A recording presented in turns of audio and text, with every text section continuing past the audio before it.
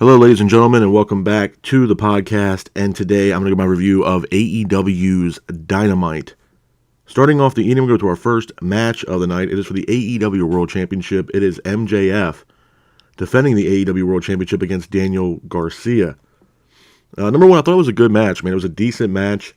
Back and forth matchup between MJF and Garcia, with MJF keeping the pace of the match.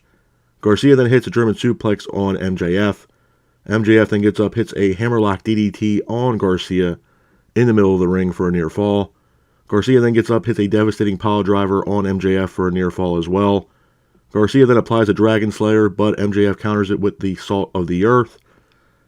And your winner of the match is MJF. After the match, MJF then goes to shake Garcia's hand, and then Parker and Bernard step in to stop Garcia from shaking MJF's hand. But hats off to MJF for getting the win in that matchup. Moving on from that, we go into our next match of the night. It is the Outrunners versus Darby Allin and Sting. I thought it was a decent match. Back and forth matchup between both teams, with Darby and Sting keeping the pace of the match. Darby and Sting then both hit Stinger splashes in the corner, and then Sting ultimately applies a Scorpion Deathlock. And your winners of the match are Sting and Darby Allin. Hats off to Sting and Darby Allin for getting the win in this matchup. Moving on from that, we have Shida and Toni Storm pretty much having a sit-down backstage with Tony Schiavone, talking about their match at Full Gear. Like I said, Shida and Toni Storm are hyping up the match at Full Gear. Toni Storm says that she wants her title back, and it looks like it's going to be a decent matchup at Full Gear, and Shida and Toni Storm then both sign a contract for their match at Full Gear. A couple things I'm going to say about this, man. Number one, and again, I will go over more detail about this towards the end of the podcast. But as far as this segment here between Shida and Toni Storm, man, it just seemed like Shida was not even remotely interested in this matchup. And to be honest with you, I feel like Toni Storm's trying to do her best to kind of sell this match. And it just seems like Shida's not really remotely interested in this match at all.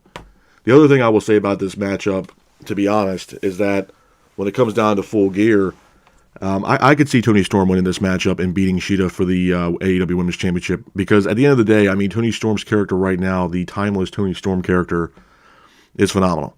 Number one. Number two, she's immensely over right now, and to be honest, I don't really think it's going to affect Shida that well if she does lose the championship.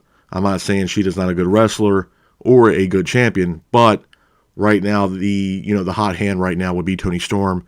She's over immensely with the crowd and the fans. The character is awesome. The timeless Toni Storm character is probably one of the best characters on AEW, in my honest opinion. So I can totally see Toni Storm going over in the match at Full Gear. But like I said, Shida just seems like she's really disconnected in the storyline in this match leading up to Full Gear with Toni Storm. Moving on from that, we go into our next match of the night. It is Penta versus Swerve. It was a really good match, man. It was a really solid matchup between Penta and Swerve. Back and forth matchup between Penta and Swerve, with Swerve hitting a Hurricane Rana on Penta. Swerve was trying to keep the pace of the match. Penta and Swerve then both exchange in the middle of the ring. Penta then hits a springboard Canadian Destroyer off the apron on Swerve. Swerve then gets up, attempts a 450, but Penta counters it with an arm snap. Penta then hits a pump handle slam on Swerve for a near fall. Swerve then gets up, hits a stomp off the top, pins for the 3, and your winner of the match is Swerve. After the match, Swerve goes to unmask Penta. Paige is here. Paige ends up attacking Swerve with a chair, and then Paige hits a devastating Deadeye off the ramp on Swerve onto a table. So it looks like there's some unfinished business there between Paige and Swerve, and it's pretty much leading up to the match that they're going to have at Full Gear in LA. So I'm definitely looking forward to that match, the rematch between Paige and Swerve. Moving on from that, we have a little bit of a backstage segment. Jericho and Omega are getting interviewed by Renee. They're talking about the Don Callis family and pretty much what's next for the Golden Jets. Before really they say anything, they're actually interrupted by the Young Bucks. Now, the Young Bucks, after the match they had defending the Ring of Honor 6-Man Tag Team Championships, they ended up losing those titles to the Gates of Agony or the Mogul Embassy. And they became the new champions, where Paige kind of left in the match because of the distraction from Swerve, and which caused the Young Bucks and Paige to lose those championships. Ever since that, man, I mean, I think the Young Bucks are really turning heel, to be honest with you. I don't see, obviously after that match they had for the 6-man tag team championships, you saw Matt Jackson grab a chair, started hitting the turnbuckle post, and was really upset about the whole match and how it went down. And they kind of been poking jabs, man, at Kenny Omega. They're trying to figure out what's going on with Omega, why he's not, really being a part of the Elite. Matt Jackson was really, pretty much trying to, get underneath Kenny Omega's skin. So pretty much what we're going to get is Kenny Omega and Jericho teaming up versus the Young Bucks at Full Gear. Now, there is a stipulation with this matchup. The winner will get a future AEW Tag Team Championship matchup. And if the Young Bucks do happen to win against Omega and Jericho, Omega needs to pretty much leave Jericho and rejoin the Elite. So a little bit of a stipulation in that matchup, and I'm definitely looking forward to that matchup at Full Gear. Moving on from that, we go into our next match of the night. It is for the Ring of Honor Television Championship. It is Keith Lee versus Samoa Joe. I thought it was a good match. Back and forth matchup between Lee and Joe, with Lee keeping the pace of the match. Lee then hits a pump handle powerbomb on Joe for a near fall, but Joe ultimately applies a submission on Keith Lee, and your winner of the match and still Ring of Honor Television Champion is Samoa Joe. After the match, Samoa Joe then grabs a microphone and says that he is now the greatest Ring of Honor Television Champion of all time. But then Joe also says that he vacates the Ring of Honor Television Championship because he wants to go after MJF's AEW World Championship. A couple things about this, man. Number one, this was a solid matchup between Lee and Joe. And to be honest with you, I think Lee needs to be shown more on Dynamite rather than Ring of Honor. I think, not for nothing I have nothing against Ring of Honor, but at the end of the day, Lee needs to be on Dynamite. It's the premier show, and he's a high caliber talent. And to be honest with you, I think when you're on Ring of Honor, you're kind of, it kind of takes away the spotlight from you due to the fact that it's not on primetime television with, it being on TBS or TNT with Collision. And to pretty much watch Ring of Honor, you had to actually purchase the app and so on and so forth. And I'm not dogging Ring of Honor. I'm not saying Ring of Honor is bad or anything else like that. I'm just saying, there's a very vast difference between Ring of Honor and what they're doing compared to what Dynamite and Collision's doing right now, especially Dynamite. So I believe Keith Lee needs to be shown more heavily on AEW rather than him being on Ring of Honor. But the big news was Samoa Joe. Samoa Joe vacating the Ring of Honor Television Championship to go after MJF's AEW World Championship. And to be honest with you, I can see that rematch taking place at World's End in December in Long Island. I could totally see that happening. It looks like Joe is going to get his rematch, hopefully. And what he's done with the Ring of Honor Television Championship, man, I mean, it's been absolutely awesome. And right now, I think Joe is one of those, superstars on the roster right now that's going to be, an all-time heel. And probably one of the biggest heels in the company towards the end of the year, to be honest with you. So I'm definitely looking forward to that. And I mean, there's been back and forth between MJF and Joe. Joe trying to team up with MJF. Adam Cole has also told MJF that he should try to acquire the services of Samoa Joe to kind of back him up in the matchup between the Guns at Full Gear when MJF is going to defend the Ring of Honor Tag Team Championships against the Gun Club.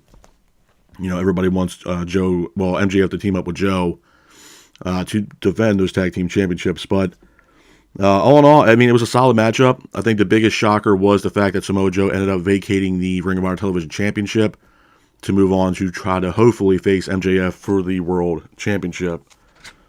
Moving on from that, we go into our next match of the night. It is the Gun Club versus the Bollywood Boys. The Bollywood Boys make their AEW debut.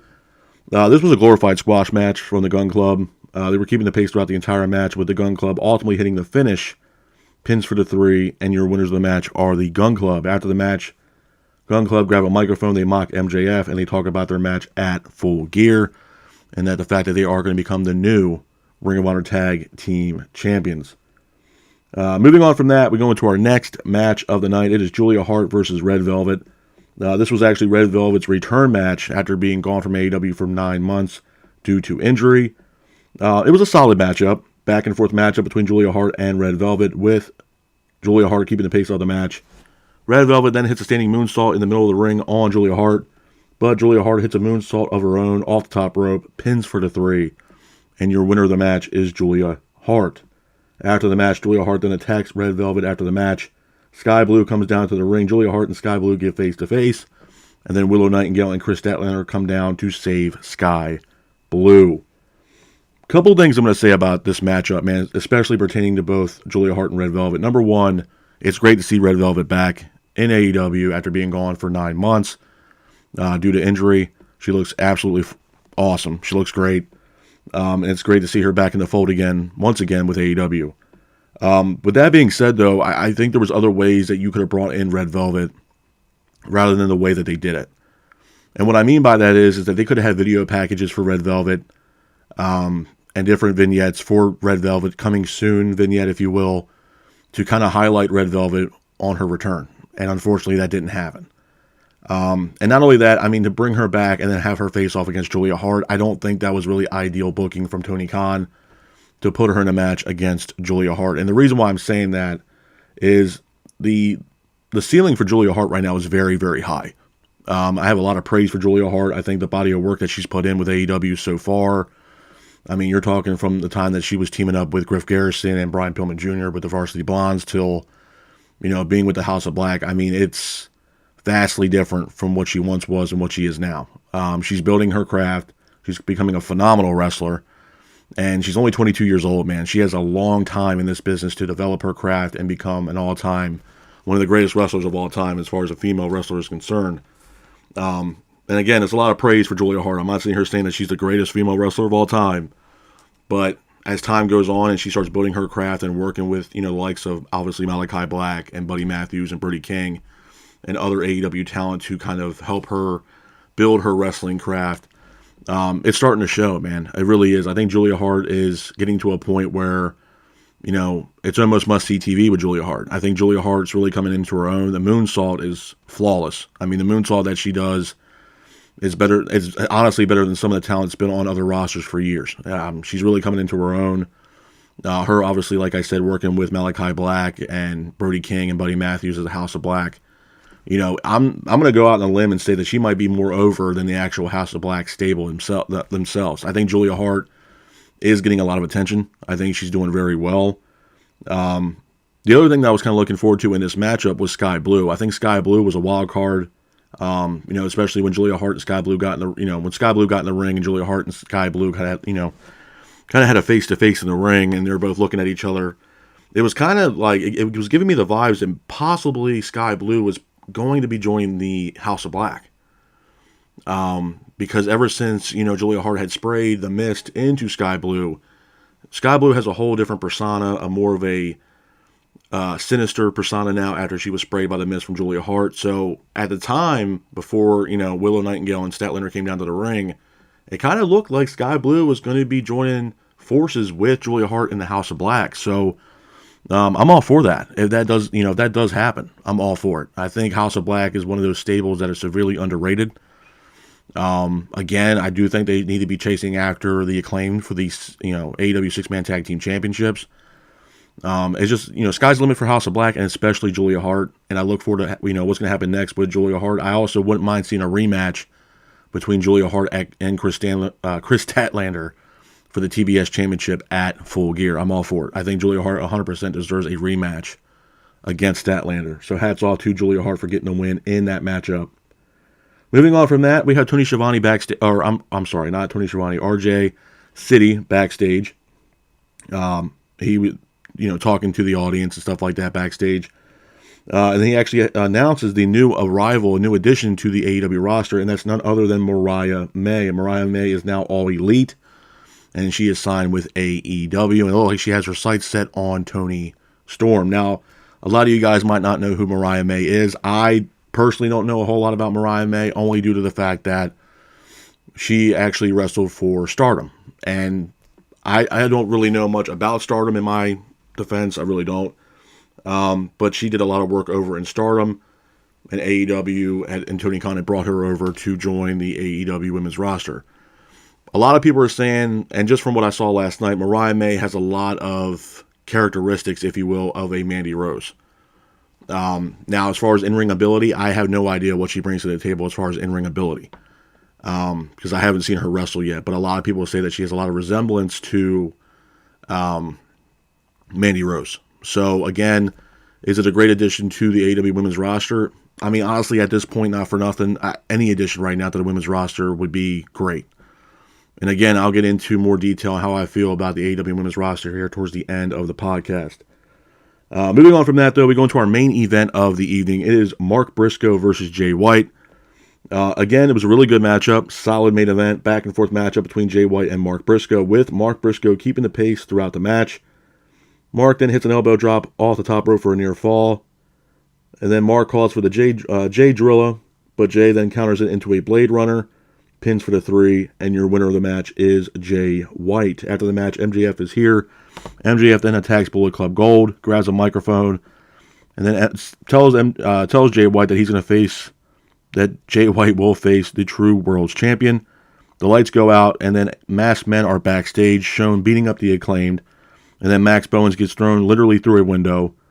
MJF sees this, he runs to the back, he sees the Acclaimed all pretty much destroyed backstage from this onslaught that, they got from these mystery men. And then after that, the devil mask person showed up, and then the feed cut out, and that was pretty much the end of the show. A couple of things I want to say about Dynamite, man, and just the whole morale of what's been going on and some of the news and stuff before I get out of here. Number one, was Dynamite last night a solid show? It was okay at best. And honestly, for what it's worth, I am starting to believe that, Tony Khan and AEW are starting to lose their identity a little bit. Their whole mission statement was that they were going to be the alternative. And right now, the way it's been for the past couple of weeks, it hasn't been that for me personally. A lot of it seems like it's kind of similar to WWE and what Vince was doing at the time. It has a lot of similarities. The other thing I want to get into as far as, Dynamite itself, like none of these matches last night made any sense as far as, storyline. Why was Mark Briscoe in a match against Jay White? There's no need for it. Samoa Joe versus Keith Lee, again, solid matchup, but what was the storyline for that match? And I'm also really getting tired of seeing Ring of Honor championships being defended on Dynamite. It takes away, people that have championships on AEW, like the TBS championship, the Women's Championship, the TNT championship, the International Championship, and obviously the World Championship. And I mean, Christ, man, for what it's worth, TNT Championship really hasn't really done a damn thing in a little while. It feels like the TNT Championship, again, is just another belt, that's not really being defended. Now, obviously, Cage is in a really good storyline right now with Adam Copeland and Sting and Darby Allin. But the belt's really not being defended. So, again, Ring of Honor belts are being more defended on AEW television than AEW belts are being defended on their own show. So there's also that. The other thing I want to get into is the women's roster. The way that the women are being booked on AEW is absolute trash. And I know some people might disagree with that, like, oh, well, Julia Hart, and you were praising Julia Hart. Yeah, I am praising Julia Hart. But there was no reason why you get Julia Hart and Red Velvet. She's been out for 9 months, and Julia Hart right now is literally red hot. She's one of the top female superstars on that roster right now. And you're going to give her Red Velvet? For what? There was no need for it. The best way to bring in Red Velvet was to have her, like I said, have vignettes played for Red Velvet, or have her come in a match and interrupt the match, or something like that. Giving her Julia Hart right now, it had made no sense booking-wise at all. The other thing I want to get into, obviously, is what happened at the main event, or at least after the main event. Samoa Joe obviously was the elephant in the room with him vacating the Ring of Honor Television Championship. But the person in the devil mask, everybody has been talking about that now for the past few weeks, and myself included, where for countless weeks now I have said that the person in the devil mask is most likely Adam Cole. I'm not going to change my mind on that. A lot of people are saying it could be Adam Cole, it could be CM Punk, which I highly doubt. It could be Jack Perry. And the other name that popped up recently is Kyle O'Reilly. Regardless of the point of the fact that, to me personally, I think it is Adam Cole. I think Adam Cole and the Kingdom, with Roderick Strong and Matt Taven and Mike Bennett, I think they're all involved in the people that attacked the Acclaim last night, and the person in the devil mask being Adam Cole. We all know now it's not MJF, because MJF was backstage, and then we see the person in the devil mask, but it wasn't MJF. I think AEW and Tony Khan would make a huge mistake if it was MJF. So this is somebody that's chasing after MJF or trying to get in MJF's head, and who could that be? personally, it would be I think the best decision it would be is Adam Cole. And Adam Cole turning heel against MJF and turns his back on MJF. Where Cole turns into one of the biggest baby faces of the company and MJF stays... Adam Cole stays one of the biggest heels and MJF is one of the biggest baby faces in the company. That's my opinion, who the person is in the devil mask. But all in all, man, it just, AEW... Dynamite as a whole, it just seemed like it's becoming lackluster. And I feel like AEW really needs a shot in the arm of something that they can really hold on to. I know there's a lot of speculation and rumors about Mercedes Moné coming in at Full Gear in LA next weekend. If that's the case, then yeah, that is one of the shot in the arms that AEW needs to, give them a little boost. And just not just a boost in like entertainment, but boost in ratings and everything else like that. Because right now, with what Triple H is doing over in WWE, man, they're cooking with gas right now, man. And Triple H, from what I understand, he is trying to get talent that are free agents immensely, whether it's from Stardom. I know another name in Stardom that's a really big name is Julia. I know AEW is also trying to sign her as well. Will Ospreay is another big free agent in 2024. And WWE and Triple H have a lot of high praise for Will Ospreay, and rightfully so. He's probably the best wrestler in the world right now. So, I mean, you're going to have AEW and WWE trying to fight for, Ospreay to sign with them. MJF's contract's coming up in 2024 as well. So 2024 is going to be absolutely insane for professional wrestling. And again, I'll reiterate this too. There are some names with AEW that if they were to leave, it's not going to be that big of a deal. But if a guy like MJF does happen to leave and go over to WWE, it's going to be crucial for Tony Khan and AEW. And I'm sure Tony Khan and AEW are going to, throw any kind of money that, MJF is asking for. And rightfully so. The guy deserves it, man. The guy's, he's carrying AEW on his back. And he's doing a phenomenal job with it. He is AEW. So to see a guy like him walk away from AEW and go over to WWE, man, it could be crucial for AEW if that were to happen, God forbid. But who knows, man? We don't know what MJF's going to do in 2024. Will he stay with AEW or will he go over to WWE? It's still yet to be seen. I'm hoping that MJF stays with AEW because they desperately need him. And he's AEW, man. In my opinion, MJF is 100% AEW. But all in all, like I said, AEW Dynamite last night, it was a decent show at best. I think they need to get back to long-term booking. The storylines need to be a lot better, especially when it pertains to the women, because nobody's really invested in what the women are doing right now, because there's no storylines being built for the women. And the women's roster for AEW has been lacking stories. Obviously, that's what wrestling's all about, man. People want the stories to bring them in. And the final product that we get is honestly, the matchup, the storyline leading up to the match. And we're not getting that at all whatsoever for the women's division. I mean, I'm a huge fan of Willow Nightingale as well, but when you put her in a fatal four-way matchup for a number one contender spot for the AEW Women's Championship and she loses clean, then why are you booking her in a rematch for the championship a week later after she lost a number one contender spot? Tony Khan and the creative team over there in AEW have no idea what to do with the women's roster. They just don't. They have no idea. There's no storylines being built around the women at all. It's not happening. And you can say, oh, well, there's Toni Storm and Shida. That's not really a storyline, man. Toni Storm comes out, she does her little thing, and then she goes back and all this other stuff. There's no storyline really there between Shida and Toni Storm. And like I said about the whole segment that they had backstage with Tony Schiavone, it wasn't even like Shida was remotely interested in that segment or this match with Toni Storm leading up to Full Gear. She seems disconnected. She doesn't seem like it's really phasing her at all. And to be honest with you, I'll stick to my original pick. I think Toni Storm will beat Shida at Full Gear and become, the new AEW Women's Championship, because right now it's not going to affect Shida if she loses that belt. I really don't. I'm not taking anything away from Shida. I just think Toni Storm right now, with the new character change and everything else, people want to see the AEW Women's Championship around Toni Storm's waist. Why? Because the character that she has right now is immensely over. Immensely. It's not going to do anything to Shida whatsoever, and Shida can go back and chase after the belt once again, or the TBS Championship for that matter. But right now, the women's roster is lacking.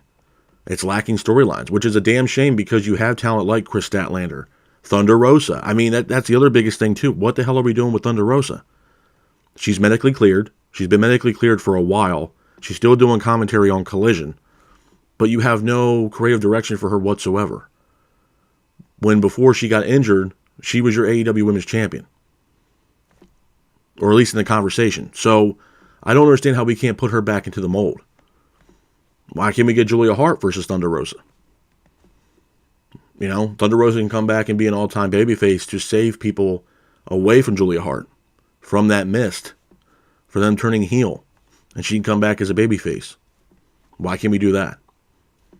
That's what I'm saying, man. They have no idea or no direction for the women on that roster. They just don't. And I'm not blaming injuries because obviously Jamie Hayter's out and stuff like that. But they have other women on that roster that can build storylines around. They just don't want to do it. Which takes away from the women's roster, which takes away storylines, which takes away investment in the women's roster. Because you're not building storylines. Nobody's going to give a damn because it's the same old shit every week. You have to build storylines. You know, it's the same thing with the MJF situation with the person in the Devil's Mask. Eventually, we're going to have to figure out who the hell that is. Until it gets old. I mean, is it going to be every single week that someone aligns himself with MJF and they're going to get attacked the following week? Who knows? Right now, everybody's saying it's CM Punk or, you know, Jack Perry or Adam Cole, or the new name that popped up last night was Kyle O'Reilly. It's very possible. But nobody knows. So, I mean, it's still up in the air, man. I mean, they still got to build towards Full Gear. I believe that's next weekend, and I don't even think we have a full card at the very moment. So, they still got to build towards that show as well. I think we got 3 or 4 matches that are booked currently for Full Gear. So, they're going to have to add, you know, obviously add more matches to Full Gear leading up to next Saturday. So, again, like I said, long story short, man, it was a decent show at best. It is starting to feel like Tony Khan and AEW are not really becoming the alternative anymore. And the alternative now is WWE. And what they're doing and what they've been doing for the past, you know, few months. And I think Tony Khan and AEW right now are taking a back seat to what Triple H is doing over in WWE. They need a shot in the arm, AEW. Whether it's Mercedes Moné or Will Ospreay, they need a shot in the arm to kind of bring new life into this company, man. That's just what I'm not saying they need to sign somebody every single week, but you can tell, man, that the morale, the storylines are lacking in AEW right now, especially in the women's roster, the women's locker room. It's just lacking. No one's really invested in what the women are doing right now because there's no storyline even being discussed for the women on AEW right now. You know, and then you have the debut or the announcement of Mariah May, and she came out to crickets. Nobody knows who this woman is. No one knows what she's capable of doing. All we know is that she's a top talent free agent and that she worked exclusively with Stardom for a while. And she has a lot of similarities to Mandy Rose, but no one knows what she can do inside the squared circle. You know, we have no idea. So again, that could have been a video package for the possible coming soon, if you will, of Mariah May, but that did not happen. So again, there's other ways that they can do this stuff creatively, and they're just choosing not to do it, taking a very lackadaisical approach to this, the same way they did Red Velvet. Red Velvet could have had video packages of, like I said, coming soon or something to kind of bring her back into the fold because she's been gone for almost a year. She was gone for 9 months due to injury. And then you throw her into the likes of Julia Hart, where Julia Hart right now is red hot. And with what she's doing right now with the House of Black, she's immensely over. She had a great match with Statlander at the last pay-per-view. I mean, there's a very, very high ceiling for Julia Hart. And I really wouldn't have put Red Velvet in a match with Julia Hart right now. Because what Julia Hart's doing right now is incredible. And I can totally see her getting another title shot against Statlander here for the TBS Championship relatively soon. It possibly could happen at Full Gear. So, again, decent night at best, but AEW still has a lot of stuff to work on, and hopefully they fix all these issues, especially with the storylines and the booking in the foreseeable future. So, with that being said, this is my review of AEW's Dynamite. I hope you guys are out there staying safe, be careful, and remember, stay classic. Peace.